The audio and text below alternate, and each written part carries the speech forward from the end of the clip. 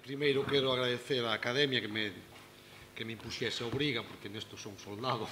que respondo aos requerimentos da Academia da que son membro, pero que é unha obriga que resultou moi interesante a revisitar o pensamento lingüístico de Paz Andrade, que confeso que era para min coñecido nas súas liñas máis xerais e quizáis máis tópicas, pero con unha lectura máis demorada me descubriu aspectos interesantes que vou intentar presentarlles aquí. Tamén quero disculparme diante dos compañeiros amigos que me precederon, que non puiden acudir á sesión como debera desde a primeira hora da mañá, porque veño directamente dun exame da facultade, entón, lamentablemente, non puiden chegar antes, como me gustaría. Dos aspectos que se enuncian no título, vou centrarme máis ben no ideario lingüístico de Paz Andrade. O que se me propuña era tratar do ideario lingüístico e dos aspectos puramente da lingua de Valentín Paz Andrade. Certamente, a lingua de Paz Andrade teño un certo coñecemento, como editor que fun hai uns meses da correspondencia con Otero Pedrallo, e como lector primeiro da súa poesía e máis por riba da súa obra ensaística, prosística, máis por riba antes, agora un pouco máis a fondo. Non digo que non teña interese o estudo da lingua de Paz Andrade, pero non puiden dedicarlle como debera un estudo aprofundado. En principio, o que se pode dicir é que é a lingua propia da xeración Nós, é o galego escrito que corresponde á xeración Nós. No caso del, con ilustracións ou con enriquecimento de formas tomadas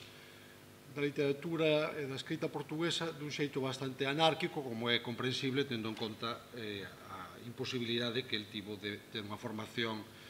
lingüística regular, nin en galego, nin en portugués. Quizáis,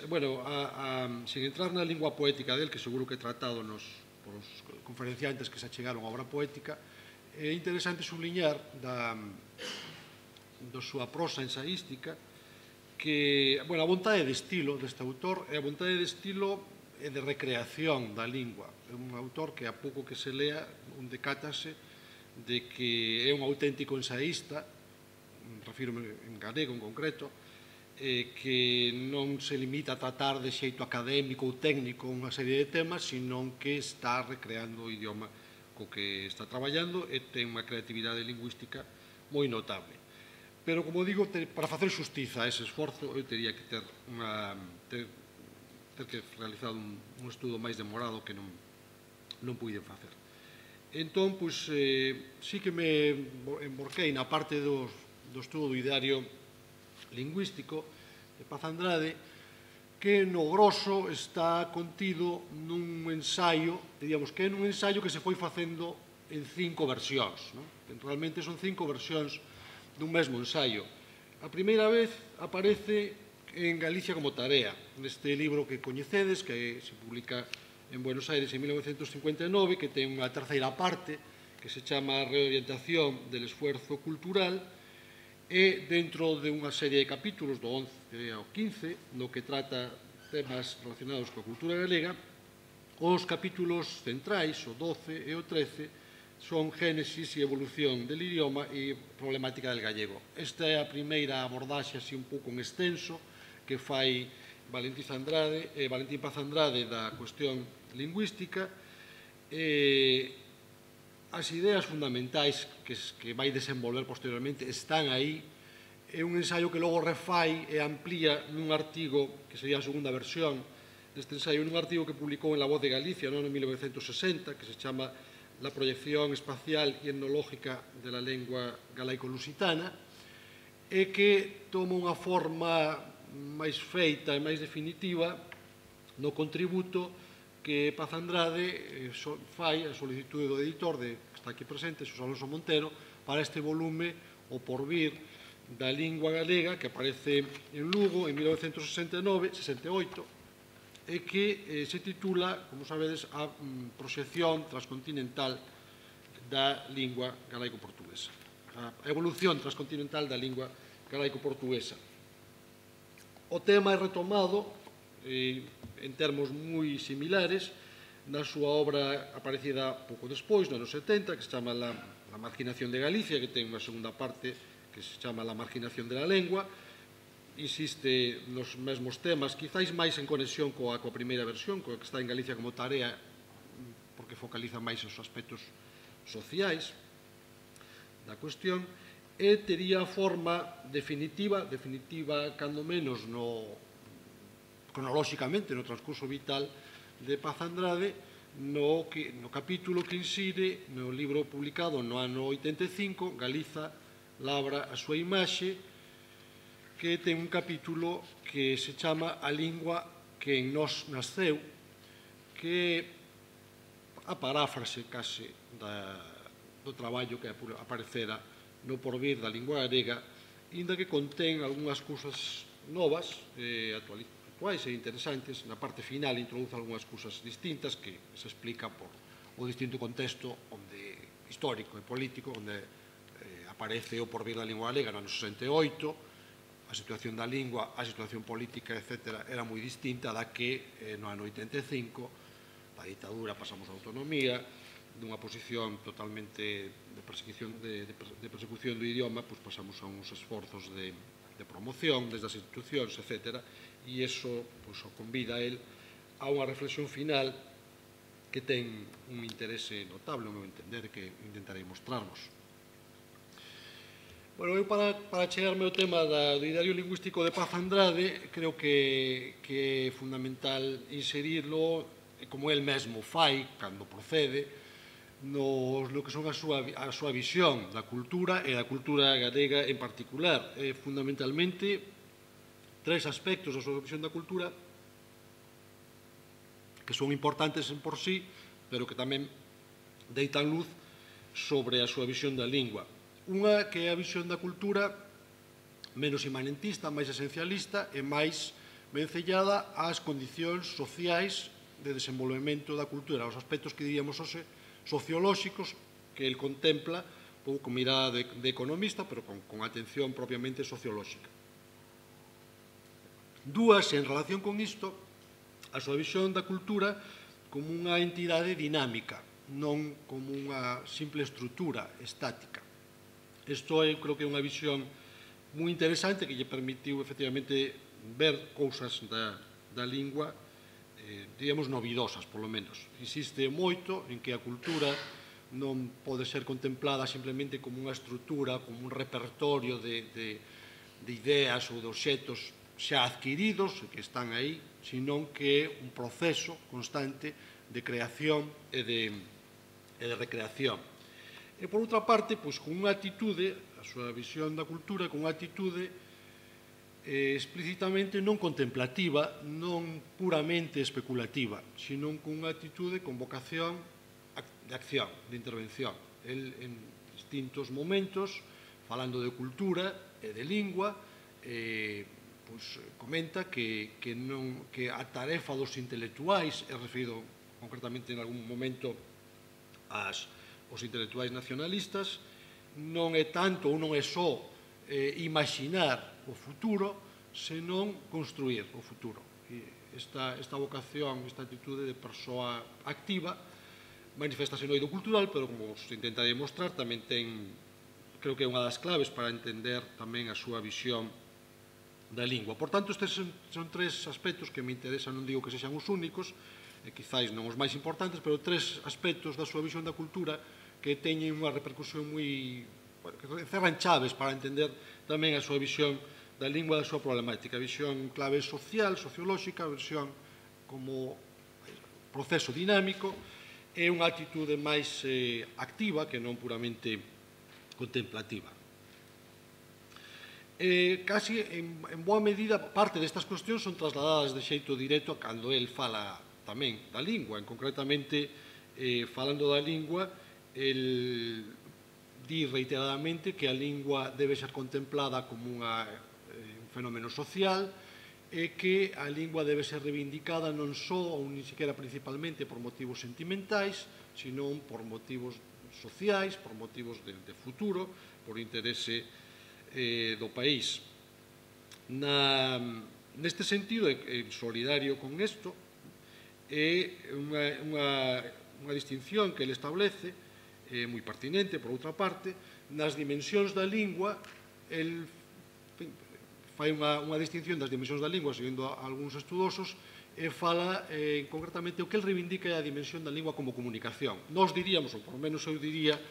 entre as dimensións principais da lingua, a dimensión de identidade non é a terminoloxía que ele emprega, é a dimensión pragmática de comunicación, el quédase ou reivindica a dimensión comunicativa da lingua. Nesto sí que di el, estas son as palabras de... En vez de fala de dimensión de identidade, fala de dimensión sentimental ou utiliza outros termos, pero di, a lingua ten que ser contemplada tamén, ou incluso, sobre todo, non di exactamente sobre todo, pero é implícito o seu discurso sobre a lingua, sobre todo, como un elemento de comunicación. De aí que el subliñe, enfatice, a importancia da lingua cara ao presente e cara ao futuro. Eu creo que iso tamén esta é unha das claves da súa visión dun dos grandes temas lingüísticos de Paz Andrade, que é a visión do diasistema lingüístico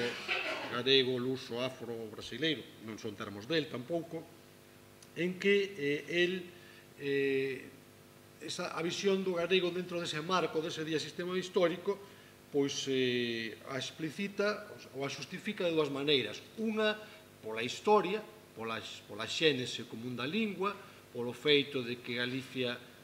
recoñecidamente foi o berce da lingua, pero di el repetidamente non abonda con ver a cuestión de xeito retrospectivo e histórico, senón que temos que vela na súa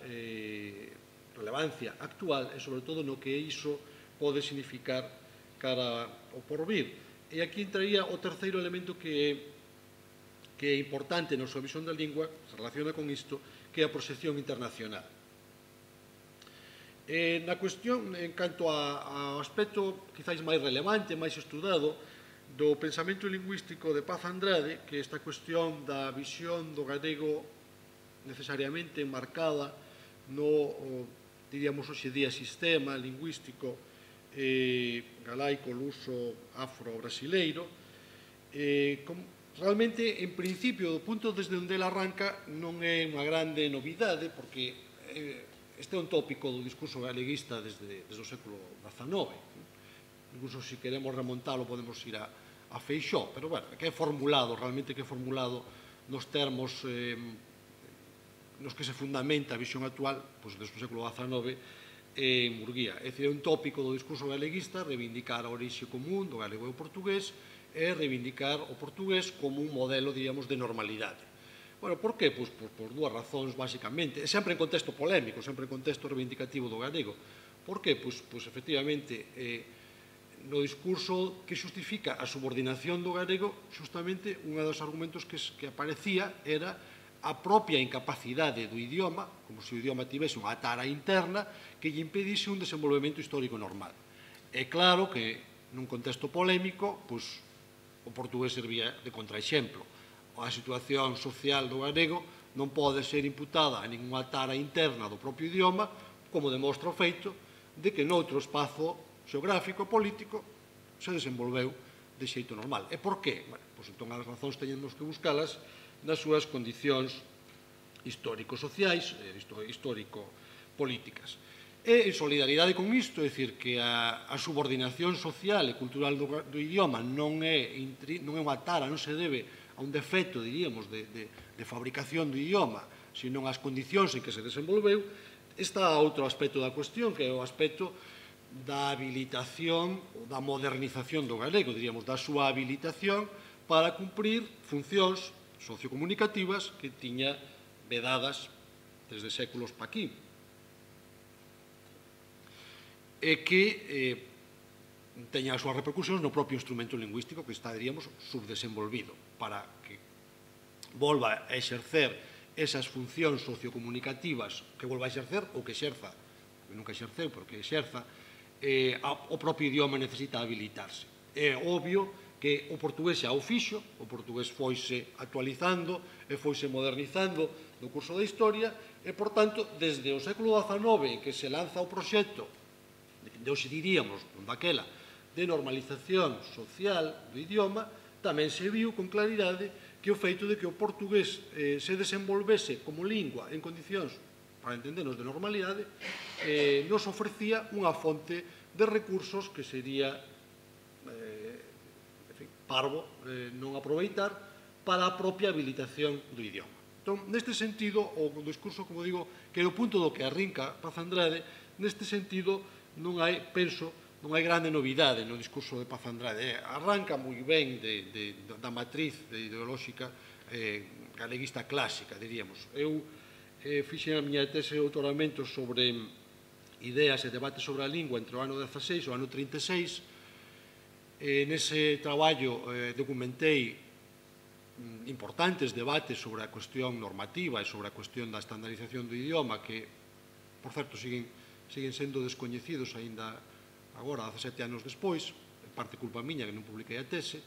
pero, en todo caso, o que se constata é que o debate foi moito máis vivo do que se adoita pensar. E Valentín, eu estou buscando a ver se había intervencións de Valentín, non hai grandes intervencións de Valentín, non entra moito neses debates, pero sí que fai un seguimento deles. Algúns artigos del se demostra que fai un seguimento deles.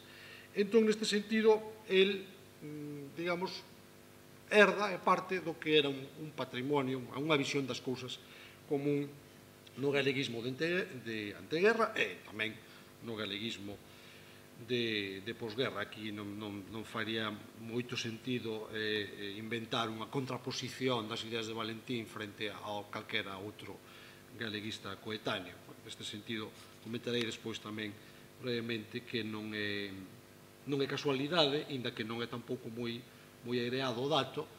que quen pon en contacto a Paz Andrade con a obra de Guimarães Rosa e quen lle suxire o traballo que logo sería o discurso de ingreso dele na Academia Galega é Piñeiro, é Ramón Piñeiro, como está documentado na correspondencia entre eles, na que se ve que Piñeiro lle enviou os libros de Guimarães Rosa, Valentín lle agradece, lle di que para ele un gran descubrimento, e Piñeiro curra del para que traballe sobre este autor. Por tanto, non entra en contradición esta visión das cousas co que era máis ou menos, nin en contradición, nin ten moita novidade co que era, digamos, o acervo común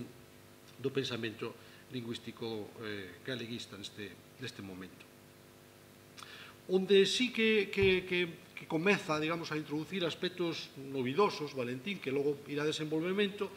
é na aplicación ao terreo da lingua daquelas nocións que eu comentei antes. É certo que esta énfase que pon Paz Andrade na visión social dos problemas lingüísticos, na visión da lingua, el fala da cultura, pero aplica a lingua, ainda que non o di, na visión da cultura da lingua, como un conxunto de procesos, non como unha estrutura estática, sino como un conxunto de procesos en constante movimento. E esa actitude proactiva, esa actitude activa non contemplativa, pois sí que ten efectos, como dixen, é o que lle permite introducir novidades no seu discurso lingüístico. Por tanto, el, como vos decía, parte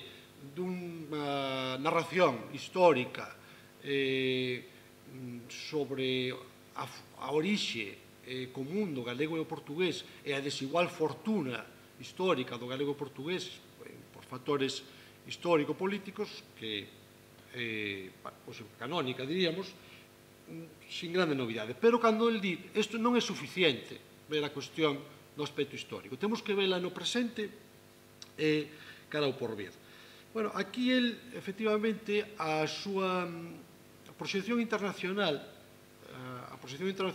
do seu labor, o seu contacto directo coa América, con Portugal, pero eu creo que sobre todo coa América, e máis en concreto con Brasil, unida a esta visión da lingua, da dimensión máis ben comunicativa da lingua, sí que lle permite introducir novos acentos. El fala, por exemplo, dunha comunidade lingüística galego-portuguesa, brasileira, engadide as máis comunidades, fundado en dúas ideas. Unha que xa sabemos, da orixe común, e outra, a da mutua intercomprensión. Se contemplamos a lingua basicamente na dimensión comunicativa, o fenómeno da intercomprensión revélase un fenómeno moi importante. Hoxe, desde a sociolingüística, cuestionaríamos a noción de comunidade lingüística nestes termos, simplemente por cuestións de de orixe por cuestións de intercomprensión, ou se non entendemos unha comunidade lingüística na que non exista comunicación entre os participantes da comunidade lingüística, integración simbólica, autorrecoñecemento, mutuo recoñecemento. Estes elementos non están presentes na visión que ten Valentín, pero, bueno, como introduce o elemento de intercomprensión, introduce un elemento pragmático e dinámico. Esta visión moi pragmática da lingua tamén lle permite concebir, inda que sexa de xeito intuitivo, pero moi claro, moi explícito, o sistema lingüístico dun xeito novidoso. El insiste moito que entender o galego, portugués, brasileiro, etc., como parte dun único sistema lingüístico non implica postular a homoxeneidade dese sistema, senón que o contrario. El insiste na heteroxeneidade dese sistema. E máis, non ve na heteroxeneidade dese sistema un atranco, nin un problema, mentras non impida a mutua comprensión, senón que reivindica a riqueza da heteroxeneidade, da pluralidade dentro dese sistema lingüístico. Isto é novidoso, a lingüística posterior ao estruturalismo desenvolve moito máis, claro, pero non podía coñecelo Valentín, porque tampouco estaba de feito desenvolvido. El faino, como digo, de maneira intuitiva e a partir máis ben da súa visión máis sobre a cultura, pero eu creo que introduce un elemento novidoso que tamén facilita esa xustificación da incorporación do galego dentro dese sistema lingüístico. Evidentemente, nesto, diríamos, é máis moderno que algúns dos que logo se chamarían reintegracionistas, que moitas veces, no reintegracionismo, non todo, pero boa parte del, no reintegracionismo, a postulación ríxida da pertenza do galego a un sistema histórico, por razóns filolóxicas e históricas, pois, debaixo disso está implícita, diríamos, unha visión en termos de homoxeneidade do sistema lingüístico ou de necesidade de homoxeneizar ese sistema lingüístico, ou dar por feito de que é homoxéneo, ou, que me parece aínda máis equivocado, postular que se deriva desa idea a necesidade de homoxeneizar ese sistema lingüístico, en ocasións, de maneira explícita ou implícita, alrededor dun estándar normativo lusocéntrico. E aquí teño outro aspecto que me parece moi interesante e relativamente novidoso do pensamento lingüístico de Paz Andrade, que é a súa énfase na centralidade que vai adquirindo o Brasil dentro dese sistema. Isto é, diríamos, visionario, realmente. Non é que había moita xente que xa falaba desde décadas antes de Brasil, país de futuro, se vía a emerxencia de Brasil como grande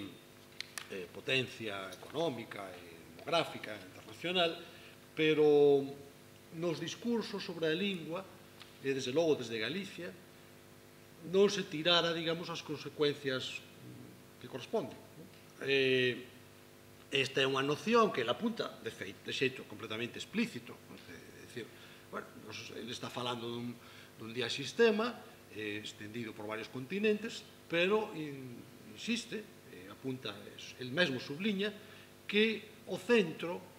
primeiro, como digo, ese diasistema heteroxéneo, e iso non é un problema, e non hai razón para pensar que debe ser homoxéneo, e, ademais, o vello centro dese diasistema xa non é. Está aparecendo un novo centro, e ese novo centro é o Brasil. Isto tamén ten repercusións. Ten repercusións tanto en como se concibe ese espazo lingüístico, canto en como podemos imaginar a incorporación ou a posición do galego dentro del. Por que? Porque o Brasil é un espazo lingüístico en si mesmo moito máis heteroxéneo que Portugal, é un espazo lingüístico en que esa heteroxeneidade constitutiva interna é aceptada, é dicir, en Brasil non vigora unha norma literaria e social xa consolidada que se coloca na cúspide dunha pirámide social. Non acontece isto. En Brasil hai varias normas regionais en situación moito máis magmática, e no Brasil, e isto é moi importante porque vai ter que ver tamén o ve no seu estudo sobre Guimarães Rosa, no Brasil non existe, por razóns histórico-sociais ben estudadas, non se dá a presión de unha norma culta que, digamos, comprime debaixo dela o resto de variedades da lingua. A norma culta que adopta originariamente o Brasil é a norma culta portuguesa, pero nunca esa norma culta tivo as posibilidades de socialización tan amplia, tan forte, tan intensa como en Brasil como tivo en Portugal. Nunca penetrou o conxunto da sociedade nin de xeito efectivo, é dicir, a través do sistema educativo, máis recentemente a través dos medios de comunicación, nin tampouco de xeito simbólico. É dicir, o conxunto da sociedade non recoñece esa norma como o centro ou a cúspide do sistema lingüístico. Entón, o Brasil é moito máis heteroxéneo, é moito máis magmático e moito menos xerárquico, desde o punto de vista lingüístico. E isto, claro,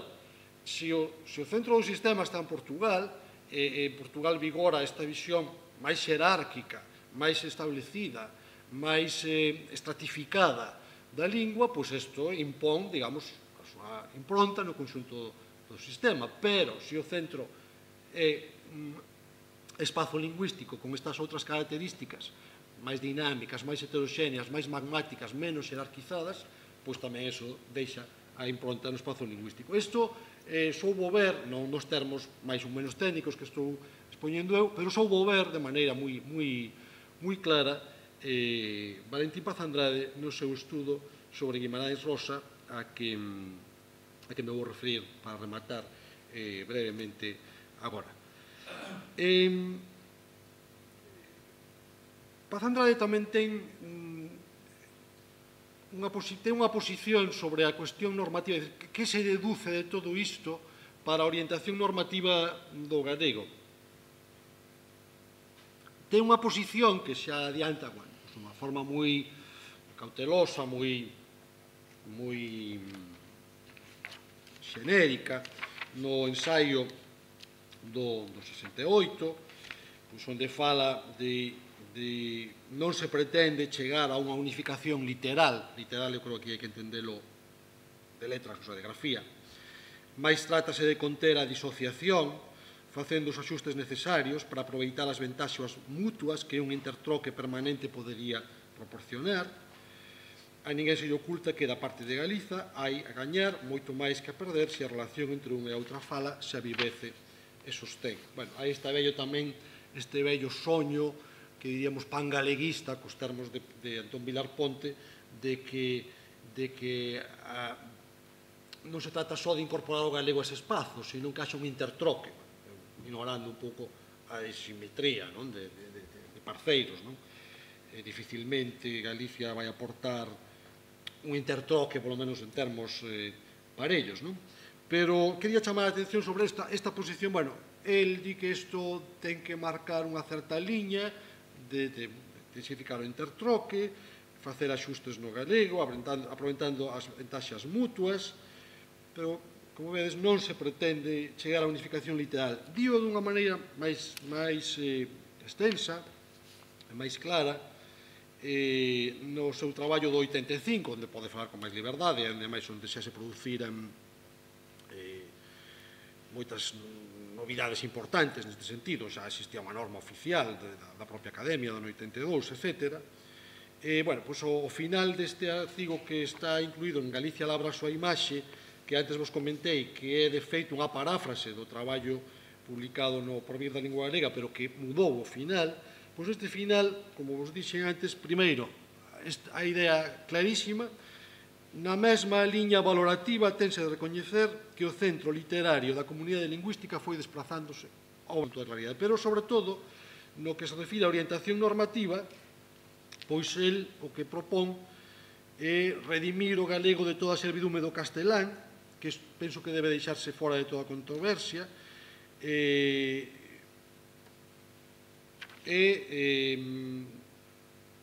as improntas maiormente lexicográficas do castelán, o francés e o inglés no idioma poscamoniano son ben denunciables, o portugués tamén rexeita eses estranxeirismos no portugués. En fin, propón unha chega gradualista e cautelosa de progresiva homologación entre galego e portugués mediante o achegamento recíproco, pero di, a medida que tamén aparece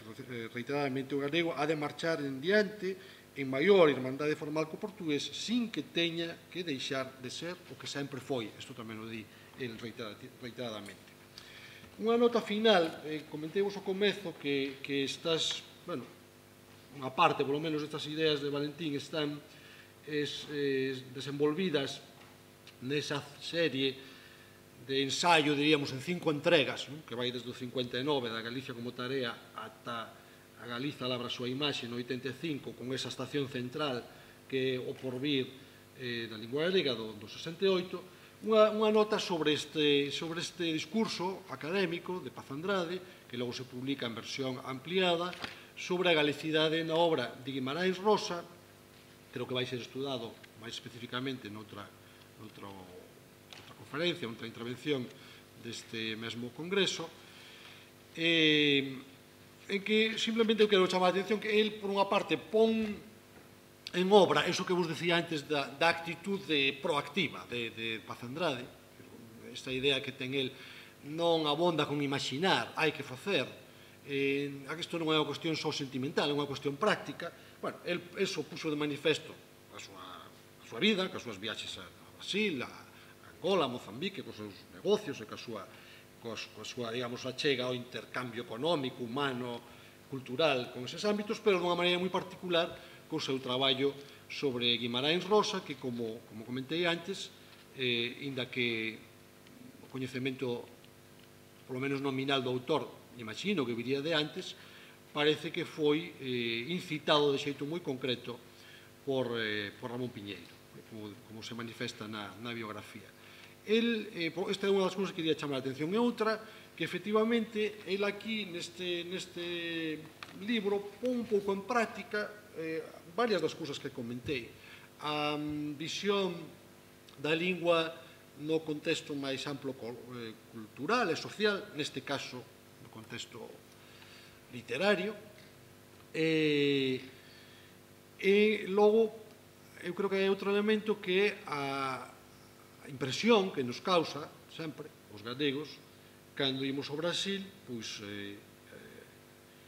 a maior proximidade, a maior afinidade lingüística nosa con Brasil que con respecto a Portugal, que se manifesta no feito de escoitarmos e lermos moitas expresións, moitos xiros, moitas palabras que en Galicia son puramente populares, teñen unha vida puramente popular, ás veces literaria, pero ás veces nin iso, que lóxicamente non vemos na prensa, porque non temos prácticamente prensa en galego, que non vemos moito nos medios de comunicación, porque temos moi poucos medios en galego, que non vemos no portugués, por esta estratificación que comentei antes o portugués, por esta disociación moi grande entre o portugués culto e os portugueses populares, e que, en cambio, vemos no Brasil. Entón, el aquí fai unha explicación, a mí me parece tamén moi interesante isto, porque estou ahora mesmo coordinando un proxecto con profesores brasileiros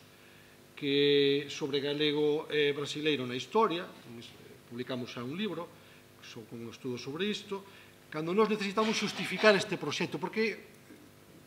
ante o Ministerio Español e eles ante o Ministerio Brasileiro necesitábamos justificar a pertinencia dun proxecto deste estilo. Bueno, os argumentos que manexamos están contidos realmente na obra de Paz Andrade. El di o que nós atopamos de galego ou de máis galego no Brasil non se debe, evidentemente, a unha influencia directa de Galicia en Brasil, a un trasplante de poboación galega en Brasil. ou non se debe fundamentalmente a isto, ainda que poda haber algo disto, senón que se debe a que o brasileiro se desenvolve a partir, diríamos, dun estadio de lingua preclásica, con moitas componentes populares e tradicionais. Obviamente, o portugués que foi levado ao Brasil non foi o portugués dos Lusíadas, non foi o portugués literario, foi o portugués dos labradores entre Douro e Miño, dos artesáns do Alentexo, etc. E esa lingua tiña moito máis en común co galego do que o portugués contemporáneo que, como dixo o propio Silva Neto, un dos grandes filólogos brasileiros, experimentou un proceso consciente e profundo de desgaleguización. E esa componente antiga galego-portuguesa, efectivamente galego-portuguesa, pervive no Brasil e aparece no Brasil polo feito que antes comentei, da menor estratificación sociolingüística do Brasil, do feito de que a presión da norma culta e da norma culta europea é moito menor no Brasil. Isto, sin estes medio tecnicismos que estou utilizando, explica perfectamente Paz Andrade, veo perfectamente Paz Andrade no seu estudo da obra de Guimarães Rosa, onde el chama a atención sobre elementos lingüísticos que aparecen en Guimarães que se deben a súa orixe mineira, a súa localización no sertán da súa obra, e que non deben ser entendidos só como especie de regionalismos brasileiros. Non, digo, estes non son regionalismos brasileiros, estes son elementos da lingua antiga, galego-portuguesa, que permanecen vivos nos beizos do povo brasileiro, e que os escritores brasileiros, a diferenza de boa parte dos escritores portugueses, teñen a ben traer para a lingua literaria. Por tanto, con estas cousas, para rematar, Paz Andrade, partindo de unha serie de tópicos da tradición galeguista, introduce novidades de moito interese, visións futuristas, realmente, da lingua, e reflexións que son de plena actualidade e de grande incitantes, diríamos, para a Galicia de hoxe e de futuro. Moitas gracias.